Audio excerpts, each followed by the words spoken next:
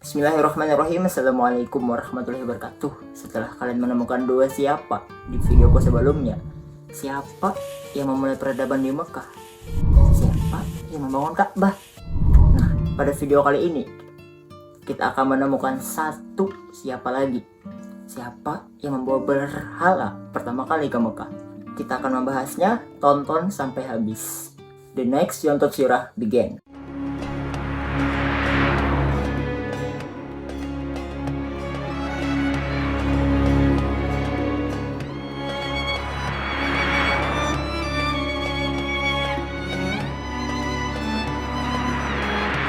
Sejak Nabi Ismail alaihissalam wafat dan sebelum Nabi Muhammad SAW diutus menjadi seorang rasul, di Mekah tuh tidak ada seorang nabi sama sekali. Karena seperti Nabi Ishak, Nabi Yakub, Nabi Ilyas, Nabi Ilyasa, Nabi Zakaria, dan Nabi Isa itu turunnya di Syam.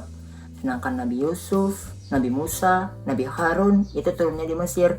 Sedangkan Nabi Dzulkifli di Damaskus, Nabi Shu'aib di kaum Median, dan Nabi Daud di tempatnya Raja Goliat. Jadi di Mekah itu tidak ada nabi sama sekali. Walaupun begitu, rata-rata orang Arab dulu tuh masih mengikuti ajarannya Nabi Ismail alaihissalam, yang mana itu juga adalah ajarannya Nabi Ibrahim alaihissalam, yaitu ajaran tauhid, ajaran yang mengesahkan Allah, tidak menyembah dan mensekutukan Allah dengan apapun. Nah, waktu kan terus berjalan tuh, jauh rentetannya setelah Nabi Ismail alaihissalam wafat, ajaran ini mulai dilupakan. Tapi walaupun begitu, masih ada loh syiar-syiar agama Ibrahim di sana tuh, seperti naik haji, memotong kurban, bersedekah, dan lain-lain. Hingga muncul Ammar bin Luhai yang menjadi karakter utama dalam video kita kali ini.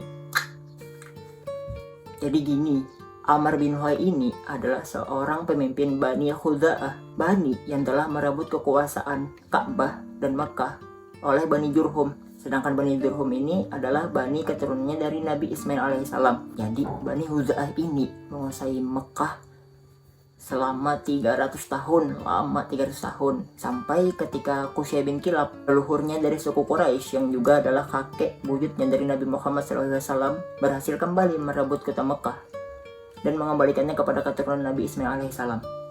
Kita kembali ke Ammar bin Luhai. Nah, Ammar bin Luhai ini terkenal dengan orang yang suka berbuat bijak, suka bersedekah, dan respect dengan urusan agama.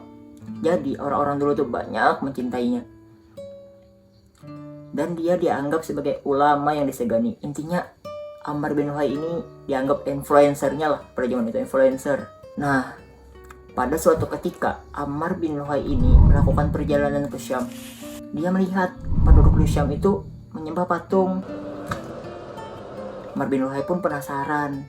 Dia pun berinisiatif untuk mendatangi tokoh di sana. Dia pun bertanya, "Kalian sudah berapa lama menyembah patung-patung itu? Nenek moyang kami melakukannya, maka kami juga mengikutinya," kata tokoh tersebut. Ternyata mendengar jawaban itu, Ammar bin Luhai makin kepo dan kembali bertanya, "Memangnya kenapa harus patung sih yang disembah?" Nah, tokoh itu pun menjawab, "Patung-patung ini membantu kami menurunkan hujan. Dia jugalah yang menolong kami ketika kami dizalimi orang. Patung-patung ini adalah perantara kami dengan Tuhan. Mintalah pada Allah lewat perantara patung-patung ini. Kalian bisa lebih dekat dan doa-doa kalian lebih mudah untuk dikabulkan." Ammar bin Luhai mulai berpikir, negeri Syam ini kan negerinya para nabi, tahu banyak kitab, banyak nabi yang diturunkan di sana. Sepertinya ini ajaran yang benar.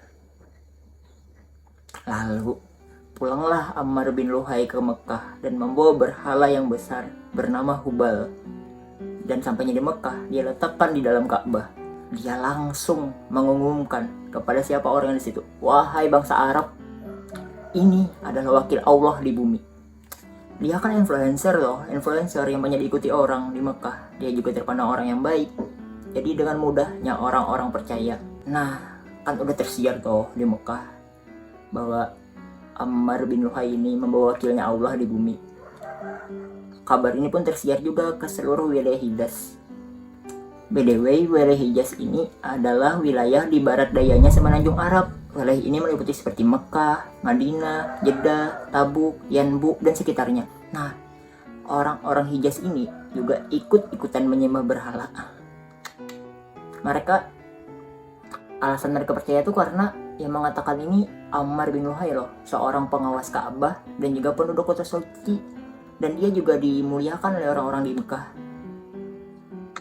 Nah, waktu kan terus berjalan tuh. Yang awalnya cuma ada Hubal, berhala yang datang dari Syam tadi. Orang-orang Arab ini mulai membangun berhala-berhala baru lagi, seperti Manat yang diletakkan di Masyallah yang berada di tepi Laut Merah, lalu Lata yang diletakkan di Taif, lalu Uzza yang diletakkan di Wadi.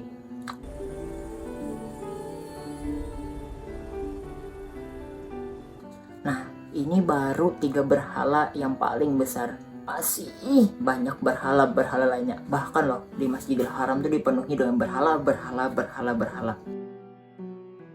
Sampai ketika Rasulullah SAW yang peristiwa penaklukan kota Mekah.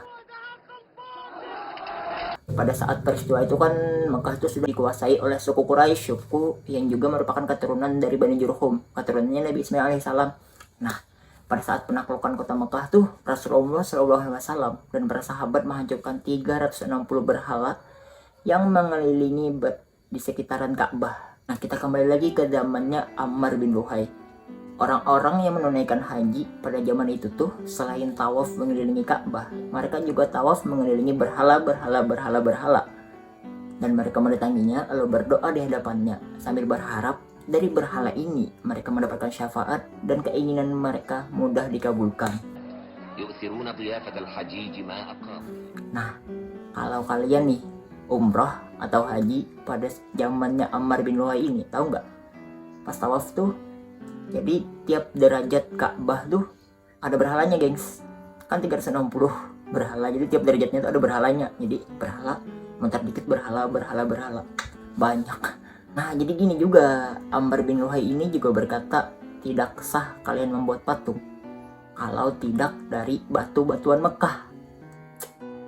Pintar Ammar bin Luhai. Jadi orang yang berhaji pada zaman itu tuh, mereka pulangnya membawa berhala loh ke rumah masing-masing.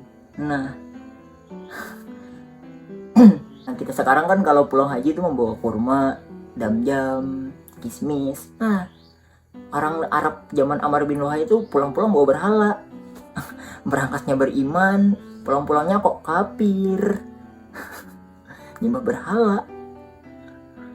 Lucu. Nah, gengs, selain menyembah berhala, Ammar bin Luhai ini juga mempelopori untuk menyembah binatang yang diperlakukan sebagaimana berhala. Ya, binatangnya itu ada Al-Bakhira, As-Saibah, Al-Wasilah, dan Al-Khami. Jadi gini, misalnya As-Saibah ini adalah onta betina yang berhasil melahirkan 10 anak onta betina yang semuanya betina. Sedangkan Al-Bakhira adalah sedangkan Al-Bakhira adalah anak dari unta As-Saibah ini yang betina tadi. Nah, jadi 2 onta ini dia memiliki hak tidak boleh ditunggangi, tidak boleh diambil bulunya, dan susunya tidak boleh diminum kecuali oleh para tamu. Dan onta-onta As-Saibah dan Al-Bakhira ini dibiarkan hidup bebas bersama induknya. Sedangkan Al-Wasilah adalah domba yang diperuntukkan mereka untuk mendekatkan diri kepada Allah. Tahu nggak apa sih uniknya Al-Wasilah ini? Nah, jadi gini menurut mereka, kan Al-Wasilah ini domba betina toh, tapi dia bisa melahirkan 5 anak domba kembar yang semuanya betina. Ya, 5 anak domba kembar yang semuanya betina. 5 anak domba kembar yang semuanya betina. Emang muka domba beda-beda ya? Mirip onta gitu dombanya. Nah, sedangkan yang terakhir Al-Khami. Al-Khami ini adalah onta jantan yang berhasil menghamili 10 anak onta betina dari onta As-Saibah tadi secara berturut-turut tanpa ada dicampuri oleh onta jantan lainnya. Intinya ini onta perkasa yang berhasil menghamili 10 anak onta lah. Nah itu, nah haknya si onta Al-Hami ini juga sama dengan onta As-Swaibah Al-Bakhirah tadi. Dia tidak boleh ditunggangi, tidak boleh diambil bulunya, dan juga dibiarkan hidup bebas di alam. Ya, itulah sedikit cerita tentang kesesatan yang dipelopori oleh seorang manusia keren, Amr bin Luhai. Mungkin masih banyak lagi, berhubung karena puasa jadi videonya mungkin akan terlalu panjang. Videonya akan akhiri sampai di sini. Tekan like apabila kamu menyukai video ini, silahkan tekan subscribe dan jangan lupa komen. Mungkin aku punya kesalahan dan kalian mau minta pembahasan apa sih selanjutnya. Aku Julfi Hujaimi, wassalam.